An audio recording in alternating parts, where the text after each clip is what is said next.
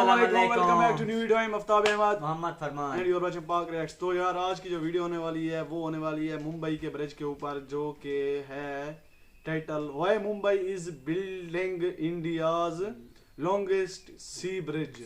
ये है हमारी वीडियो का टाइटल। और जो इंडिया का जो मतलब ब्रिज है सबसे लंबा मुंबई में, उसके बारे में आज पता चलेगा कि वो क्यों लंबा है, इतना क्या वजह थी, मतलब पता चल जाएगा।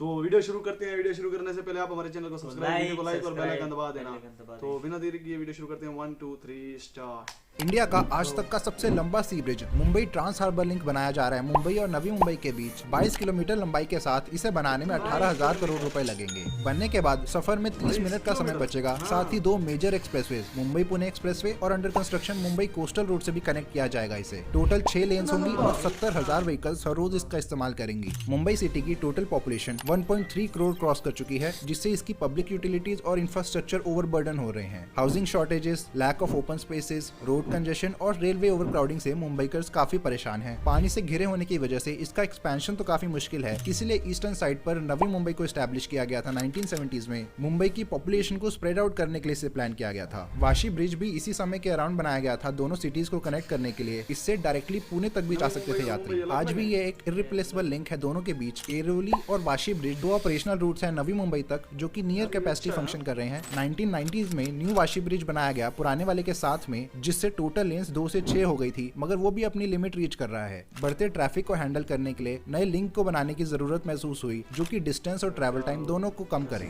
यहाँ एंट्री होती है मुंबई ट्रांस हार्बर लिंक की। ये मुंबई के शिवरी से स्टार्ट होगा, जहाँ ईस्टर्न फ्रीवे के साथ एक कॉम्प्लेक्स वाई इंटरचेंज बनाएगा। आगे ऐसे ट्रॉम्बे की कोस्टलाइन के पास से होता हुआ गुजरेगा, सी में टर्न्स लेकर फाइनली नवी मुंबई में एंटर कर जाएगा उल्वे में। खारकोपर स्टेशन के पास से होता हुआ इस हाईवे को क्रॉस करेगा NH 348 पर खत्म होने से पहले। बीच में इसे एक under construction Navi Mumbai coastal road से भी कनेक्ट किया जाएगा, जो इसे प्रपोज्ड स्पेशल इकोनॉमिक जोन और नए इंटरनेशनल एयरपोर्ट तक ले जाएगा। इससे trucks Jawaharlal Nehru port JNPT तक भी आसानी से जा पाएंगे। पूरा ऊपर से घूमकर नहीं जाना पड़ेगा। 22 किलोमीटर में से 17 किलोमीटर सी के ऊपर होगा और बाकी 5 किलोमीटर लैंड पर वायरडक्ट्स के साथ। 148 स्पेशल स्टील डेक्स लगाए जाएंगे, जो कि लॉन्गर स्पैन्स को एनेबल करेंगे। बड़ी शिप्स की इजियर मूवमेंट के लिए इसका ये 4 किलोमीटर वाला पार्ट स्पेशली डिजाइन किया गया है, ज्यादा हाइट और लंबे स्पैन्स के साथ। 110 मीटर की स्पैन लेंथ के साथ ये देश के सबसे लंबे स्पैन्स में से एक हो जाएंगे। ट्रांस हार्बर लिंक का एक एक्सपेंशन प्रपोज किया गया है ईस्टर्न साइड में, जो इसे करनाला बर्ड सेंचुरी के अराउंड घुमाते हुए पुणे एक्सप्रेसवे से कनेक्ट कर देगा, मगर इस पर अभी कोई काम शुरू नहीं हुआ। लेकिन मुंबई वाले एक्सटेंशन में कुछ प्रोग्रेस देखने को मिली है, जहां वर्ली शिवड़ी कनेक्टर को अप्रूवल दे दिया गया है। ये शिवड़ी में ईस्टर्न फ्रीवे और हार्बर लिंक के बीच बनने वाले 3 लेवल इंटरचेंज से शुरू होगा, फिर परेल में मुंबई मोनोरेल के भी ऊपर से होता हुआ जाएगा 500 मीटर लेंथ के लिए। और यहाँ इसका हाईएस्ट पॉइंट होगा अंबेडकर नगर मोनोरेल स्टेशन के ऊपर 27 मीटर हाइट पर। काफी इंप्रेसिव अचीवमेंट होगी ये, देश में पहली बार देखने को मिलेगा। आगे प्रभादेवी रेलवे स्टेशन के ऊपर से जाएगा और ऐसे घूमते हुए वर्ली में खत्म हो जाएगा, जहां से यात्री बांद्रावली सी लिंक और under construction Mumbai coastal road से भी कनेक्ट कर सकते हैं। ट्रांस हार्बर लिंक को स्टेट गवर्नमेंट की MMRDA Mumbai metropolitan region development authority बनवा रही है, लगभग 18,000 करोड़ रुपए में। इसके लिए 130 हेक्टेयर का लैंड एक्वायर किया गया है, मोस्टली नवी मुंबई में। सिडको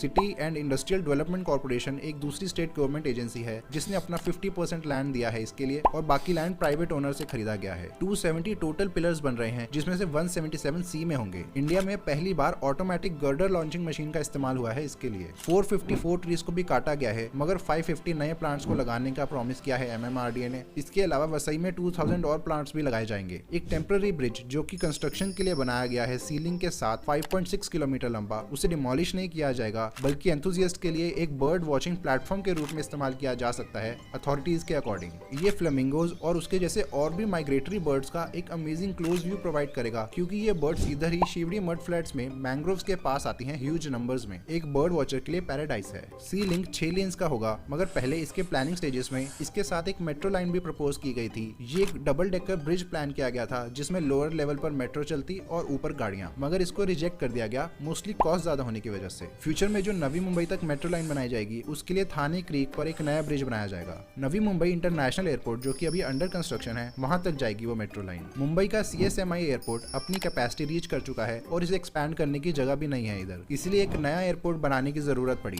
16,700 करोड़ रुपए लगेंगे इसके फर्स्ट फेज में, जिसमें एक टर्मिनल बिल्डिंग और 2 रनवेज बनाए जाएंगे। सिटी से 40 किलोमीटर दूर होगा और स्टार्टिंग में 1 करोड़ पैसेंजर्स को हैंडल कर पाएगा हर साल। ट्रांस हार्बर लिंक से एयरपोर्ट डायरेक्टली एक्सेसिबल हो जाएगा, मगर प्रोपोज्ड मेट्रो लाइन 8 पुराने और नए एयरपोर्ट को आपस में डायरेक्टली कनेक्ट कर देगी थाने क्रीक से जाते हुए। हार्बर लिंक से नवी मुंबई और पुणे ट्रैवल करने में भी टाइम बचेगा और वाशी ब्रिज के बढ़ती कंजेशन को भी रिलीफ मिलेगा। 2018 में इसकी कंस्ट्रक्शन शुरू हुई थी, 84% काम कंप्लीट भी हो चुका है और इसी साल सितंबर 2023 में खुलने की उम्मीद है। हर रोज इस पर 70,000 व्हीकल्स ट्रैवल करेंगी एस्टिमेट्स के हिसाब से। इस प्रोजेक्ट को बनते वक्त कई प्रॉब्लम्स का सामना करना पड़ा, जैसे कि लोकल फिशरमैन इससे नाखुश थे फिशिंग एक्टिविटीज में नेगेटिव इम्पैक्ट की वजह से। MMRDA ने इसे सॉल्व करने के लिए 1,500 फिशरमैन को लाखों रुपए दिए ताकि वो अपना घर चला पाए कंस्ट्रक्शन के समय। इसके अलावा एनवायरमेंटल डैमेज का भी काफी खतरा था इसमें। फ्लेमिंगोज और दूसरी कई माइग्रेटरी बर्ड्स यहाँ शिवरी मड फ्लैट्स में आती हैं फ्रीक्वेंटली, जो कि नेगेटिवली इम्पैक्ट होती कंस्ट्रक्शन से और उसकी कांस्टेंट नॉइज से।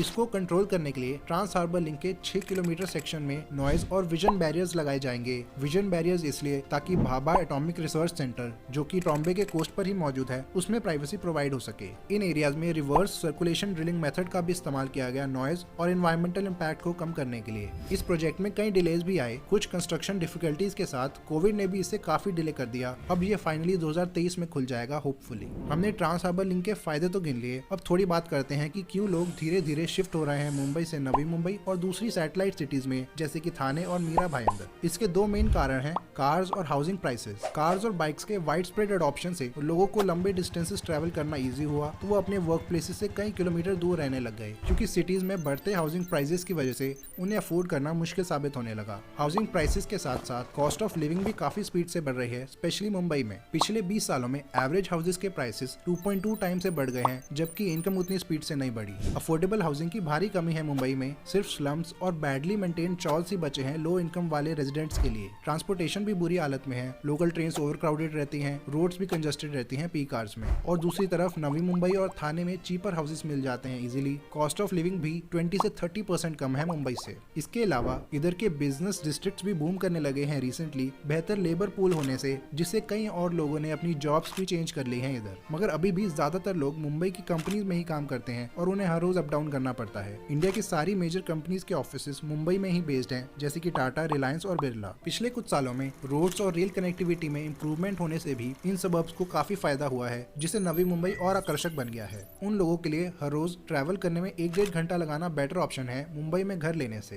ये कई कारणों में से एक है जिससे पिछले 20 सालों में एवरेज डेली ट्रैवल टाइम बढ़ गया है मुंबई मेट्रोपॉलिटन रीजन में। ज्यादातर लोग तो ट्रेन और बसेस का इस्तेमाल करते हैं, मगर जो लोग अफोर्ड कर सकते हैं वो अपनी पर्सनल व्हीकल से जाना प्रेफर करते हैं। इसका मतलब ये है कि कार्स को कम डिजायरेबल बनाने के लिए नए पब्लिक ट्रांजिट ऑल्टरनेटिव्स प्लान करने पड़ेंगे दोनों सिटीज के बीच, जैसे कि RRTS। इसके बारे में आगे बात करेंगे। एक सिटी को स्पीड से ग्रो करने के लिए लो इनकम रेजिडेंट्स की भी काफी जरूरत होती है, जो कि मोस्टली इमिग्रेंट्स ही होते हैं। उनका होना सिटी के लिए एक पॉजिटिव चीज है, क्योंकि वो लो स्केल जॉब्स करते हैं चीप रेट्स में, जो कि हायर इनकम रेजिडेंट्स ना ही करना चाहते हैं, और उन रेट्स में तो बिल्कुल नहीं। इसीलिए गवर्नमेंट की रिस्पॉन्सिबिलिटी होती है अफोर्डेबल हाउसिंग प्रोवाइड करवाना, जिसके ना होने से स्लम्स और इलीगल कॉलोनीज देखने को मिलती हैं हर जगह। जो भी नए रेजिडेंशियल टावर्स बन रहे हैं मुंबई में, उनमें से किसी में भी अफोर्डेबल हाउसिंग अवेलेबल नहीं है। कई केसेस में तो ये सिर्फ अमीर लोगों के लिए इन्वेस्टमेंट्स का काम करते हैं, इसीलिए लाखों अपार्टमेंट्स खाली पड़े हैं इन टावर्स में, और दूसरी तरफ लोगों के पास रहने के लिए जगह नहीं है। इनइक्वालिटी काफी इंक्रीज हुई है recently. Reserve bank of India ने मुंबई को देश में हाईएस्ट रेट किया है, जिसमें रेजिडेंट्स अपनी मंथली इनकम का सबसे बड़ा हिस्सा हाउसिंग में लगाते हैं। इसके बावजूद भी शहर की 60% पॉपुलेशन स्लम्स और कच्चे घरों में रहती है, जहाँ की लिविंग कंडीशंस काफी खराब हालत में है।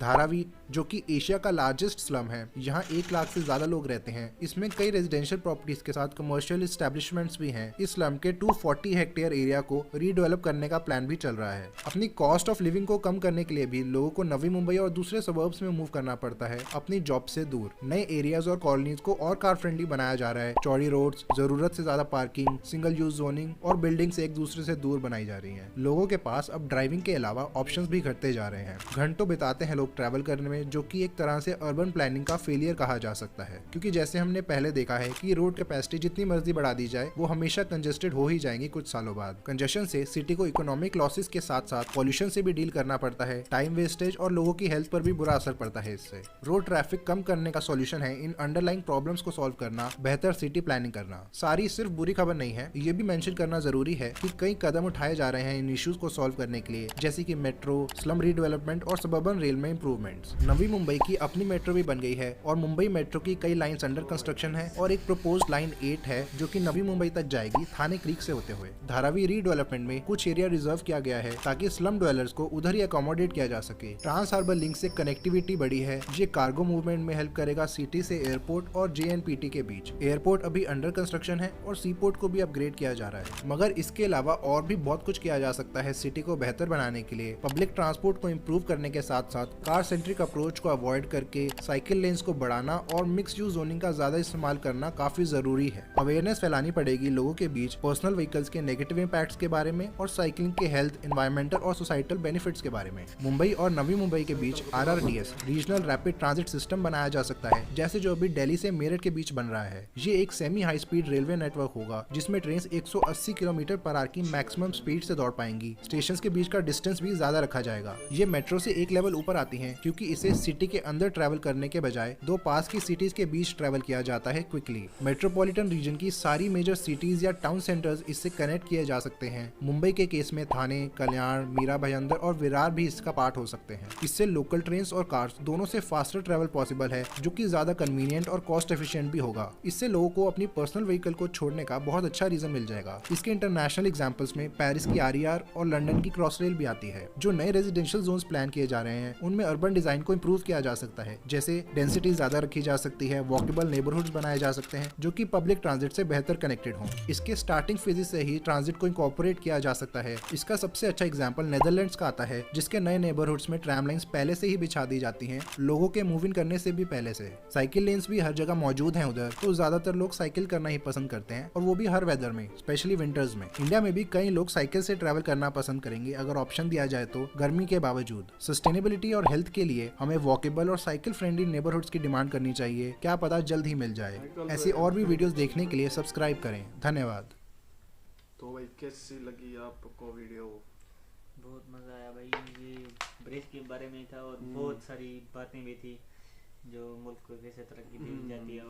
और यार ये नई मुंबई बना रहे हैं, पता नहीं क्या मतलब उधर ब्रिज ये कनेक्शन कर रहे हैं एक दूसरे को, और उधर भी एयरपोर्ट बना रहे हैं क्योंकि वो जो पुराना एयरपोर्ट है उसमें बहुत ही ज्यादा मतलब लोग हैं और फ्लाइटिंग कम पड़ जाती है।